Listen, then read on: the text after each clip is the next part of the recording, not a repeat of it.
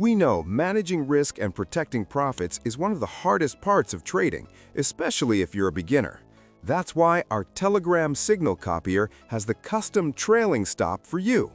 The trailing stop automatically moves the stop loss as the trade goes in your favor and helps you lock in profits while removing emotional decisions from trading. Now, we'll let you know how to set up a custom trailing stop in our signal copier. So, if you already have our TSC installed and running on your platform, then you do have our EA attached too. Simply go to the EA features, then Inputs, and scroll down a bit. Right here, you'll get all the configuration options sitting for you. Now, let's start with the Use Trailing Stop Pips.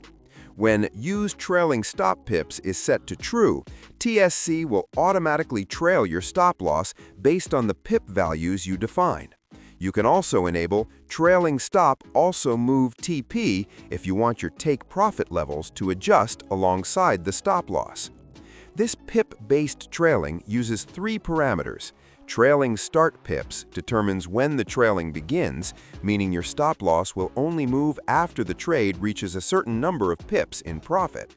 Trailing Step Pips sets the recurring intervals for moving the stop loss so it follows the price as the trade progresses.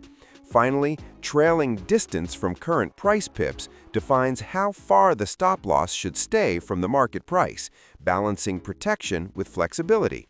Setting these correctly ensures your trade has room to grow while your profits remain protected. In this mode, trailing only begins after a selected take profit level is reached.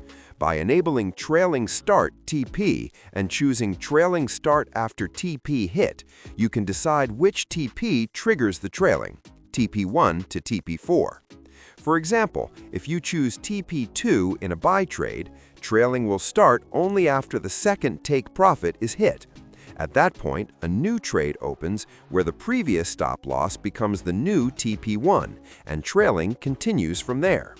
Once your trailing stop is configured, click OK to save the settings. It's important to run a demo or backtest first to observe how the trailing stop behaves in live market conditions.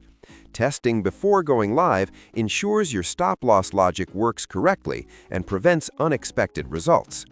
Even with our automated trailing in TSC, mistakes can still happen.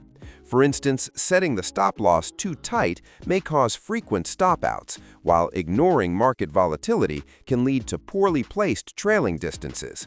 Over-optimizing settings in backtests may fail in real markets, and changing rules mid-trade out of emotion can disrupt the strategy. So, custom trailing in TSC is a simple way to create a clear, rule-based exit strategy. By understanding both trailing modes, setting the parameters carefully, and testing them thoroughly, you can automate protection, lock in profits, and trade with confidence. And if you still have some confusion left, rewatch the video or leave a comment to share your thoughts with us. Let us know if you have any say about the custom trailing stop thing. See you on the next one.